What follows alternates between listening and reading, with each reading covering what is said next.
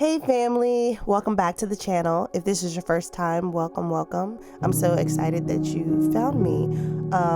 I usually do devotionals every week, but I took a week off to celebrate another year of marriage, to pour into my husband as he poured into me, and to just hear what God had next in store for us in our future years to come. So this is a little different. I usually do devotionals. I study and I kind of tell you the reflection of what I studied and things like that. But I had a dream last night, guys, and I felt the need to write it down, and I want to share it with you guys in real time, how I'm receiving it. And it just really hit me hard. It blessed me, and I just really needed it. If I could be transparent, I went through a very terrible season a couple years ago, and I had moved, and I kind of just hid myself and isolated myself away.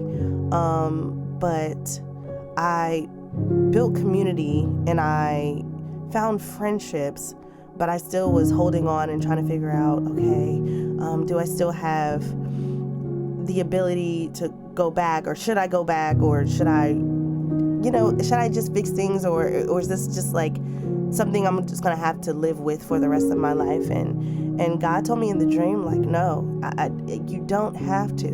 And I want to share this dream with you, and you'll understand a little bit when I read to you guys what I had experienced in my dream. So I had a dream about some friends who were in a party, and they were enjoying themselves, not thinking about anything, just enjoying the company they had with each other. So a familiar person comes in and begins to wreak havoc on the friends' party, and it left a lot of them hurt, and some unrecognizable. So some of them escaped, and some of them stayed in the mayhem. But the ones that got out were shaken up, and they couldn't understand why any of that even happened. So they ran away, and they knew in their heart that they were not meant to return. But they had nowhere else to go, so they just sat in the wilderness. They sat in the wilderness, sitting in the like, for you to get to a point where the wilderness feels better than where you were, like that part. So the ones that left, they traveled and they were sitting in the wilderness until they were met by some other people, and I'm going to call them a tribe. So they were met by a tribe of people who looked differently, but they were super like bubbly and happy, and just they've never experienced these type of people. So the ones who left, they end up following the tribe, and they were told from the tribe leader, like, yeah, our community was destroyed, and and so it doesn't look the same, and it doesn't feel the same, and the Lord told us to move. So they were leaving. But the ones that were following them from the party, they were like, okay, so the same thing happened to us, but the difference was that the tribe was smiling and content in their move. Like, they were super happy. They were okay with it. They understood that this was what they needed to do. So they journeyed with their new people, and they came across a beautiful, when I tell you, a beautiful land. And it just showed that they were beginning to live a happy and enjoyable life. So I got from that dream, sometimes God allows a storm or havoc to occur in hopes that you just actually move. And when you move, be joyful and be open and have heart for the new journey.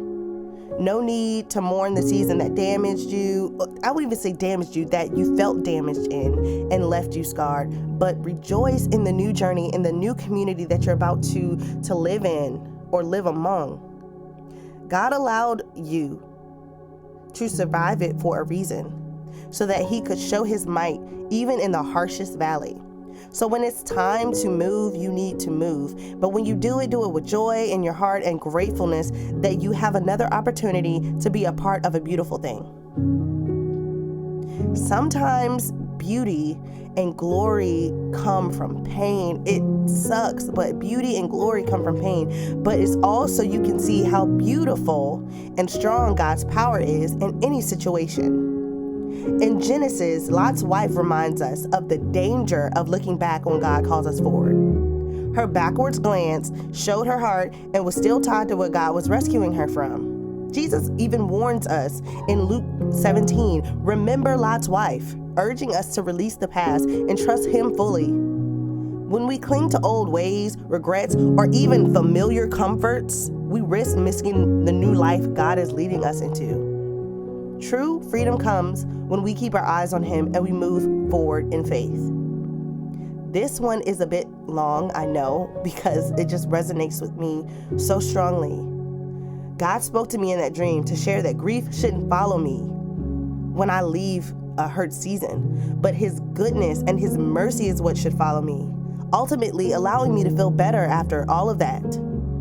So I urge you and myself to put down the hurt season, let go of the experience that hurt you, and understand that you are in a new season to see what good actually looks like and not what it seemed to have been. So until next time, family, I am praying for you. I am praying that you can move forward in the name of Jesus. I am praying that you are healed from that hurt season, that you don't hold anybody in the new coming season hostage to what you dealt with in your past. Don't even let them feel the same animosity that person. Nothing should look familiar. Just forget all the familiar things and just focus on God in the newness that he is giving to you, because he is so gracious that he wants to give you something new.